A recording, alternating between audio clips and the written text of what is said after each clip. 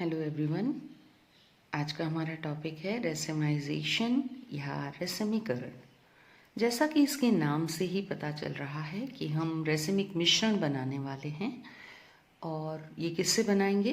ये बनाएंगे optically active compound से शुरू करके, यानी कि ध्रुवण घूर्णक यौगिकों से शुरू करेंगे। तो डिफाइन करते हैं इसको।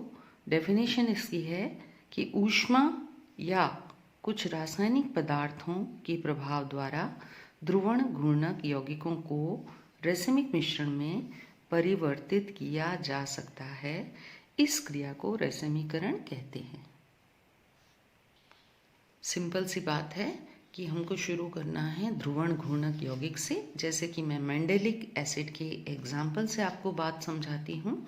ये है मेंडेलिक एसिड का डी फॉर्म या डी रूप, एक समावयवी, और ये है इसका दूसरा समावयवी जिसको हम कहते हैं एल रूप। अगर इन दोनों को अलग अलग देखा जाए, मान लीजिए कि डी रूप को देखा जाए तो ये प्लेन पोलराइज लाइट को दाईं ओर घुमाएगा और ये प्लेन पोलराइज लाइट को बाईं ओर घुमाएगा। एक समावयवी दाईं ओर और एक समावयवी बाईं ओर लाइट को घुमा रहा है। यदि ये समतल ध्रुवित प्रकाश को घुमा रहे हैं तो इसका मतलब है ये ऑप्टिकली एक्टिव हैं।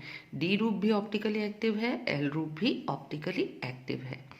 अब यदि क्यों है ये ऑप्टिकली एक्टिव? क्योंकि इसके अंदर एसिमेट्रिक कार्बन एटम उपस्थित है। असममित कार्बन एटम, जिसको मैंने स्टार से प्रदर्शित किया है, उपस्थित है। असममित कार्बन परमाणु क्या होता है? जिसकी चारों संयोजकताओं पर अलग अलग ग्रुप्स या एटम्स लगे हुए होते हैं। तो चाहे डी रूप देखें चाहे एल रूप देखें, दोनों के अंदर असममित कार्बन परमाणु उपस्थित होने के कारण ये जो है प्लेन पोलराइज लाइट को दाईं ओर या बाईं ओर घुमाने में समर्थ होते हैं। इसलिए ये दोनों रूप क्या हैं? Optically active. अब यदि उनमें से एक रूप ले लिया जाए, मान लीजिए डी रूप ले लिया, और इसको गर्म किया जाए, तो गर्म करने से इसकी असममितता खत्म हो जाती है, एसिमेट्री खत्म हो जाती है और एक सिमेट्रिक रूप बन जाता है। इसका है ये भी मेंडेलिक एसिड ही, लेकिन ये कीटो रूप है और ये इनोल रूप है। कीटो रूप में ये CO समूह होता है और इनोल रूप में ये कार्बन कार्बन के बीच इन और एक कार्बन के ऊपर ऑल लगा हुआ, ये यहाँ से यहाँ तक जो है वो इनोल रूप कहलाता है।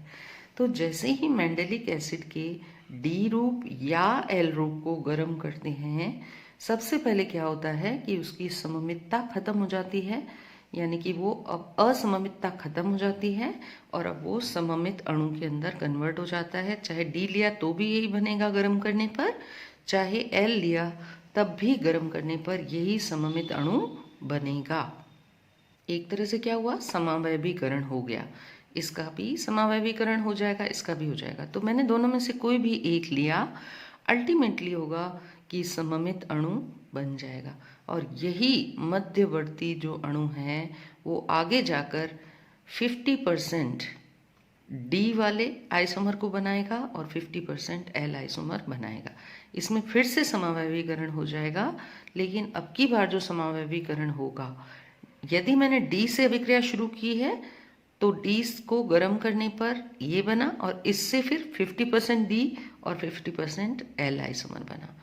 यदि मैंने एल से शुरू किया तब भी गर्म करने पर पहले ये बना, फिर आगे जाकर थोड़ी देर बाद ये 50% डी और 50% एल समावयवी बनाएगा। चूंकि मैंने शुरू किया था ऑप्टिकली एक्टिव कंपाउंड से और प्राप्त किया रेसिमिक मिश्रण। रेसिमिक मिश्रण क्या होता है? दोनों इनेंशियोमर्स यानी किसी यौगिक के दो इनेंशियोमर्स डी और एल प्रतिबिंब रूपी समावयवी का 50-50% जो मिक्सचर है उसको कहते हैं रेसिमिक मिक्सचर। तो दोनों इनेंशियोमर का मिक्सचर हमको प्राप्त हो गया, यानी कि रेसिमिक मिक्सचर प्राप्त हो गया। और रेसिमिक मिक्सचर जो होता है वो ऑप्टिकली इनएक्टिव होता है, प्रकाशिक रूप से अक्रिय होता है। क्यों? क्योंकि डी की वजह से यदि लाइट दाईं ओर घूम रही थी तो एल की वजह से लाइट उतने ही डिग्री से बाईं ओर घूम रही थी, और जब दोनों का मिक्सचर लेंगे तो लाइट अपने तल से घूमेगी ही नहीं। अर्थात रेसेमिक मिक्सचर जो है वो ऑप्टिकली इनएक्टिव होता है, प्रकाशिक रूप से अक्रिय होता है। अब ये रेसेमीकरण जो है वो किस किस प्रकार से करवा सकते हैं? पहला है या तो यौगिक को तेजी से गर्म करके, दूसरा है पानी के साथ गर्म करके, फिर है अम्ल या क्षार के साथ अभिक्रिया करवा के, और फिर है यदि यौगिक के अंदर अशुद्धियां उपस्थित है तो तेजी से गर्म करने की भी ज़रूरत नहीं है, साधारण ताप पर ही यौगिक जो है वो रेसेमीकृत हो जाएगा। इसे ऑटो रेसेमाइजेशन या स्व रेसेमीकरण कहते हैं। तो ये था रेसेमीकरण। Thank you very much.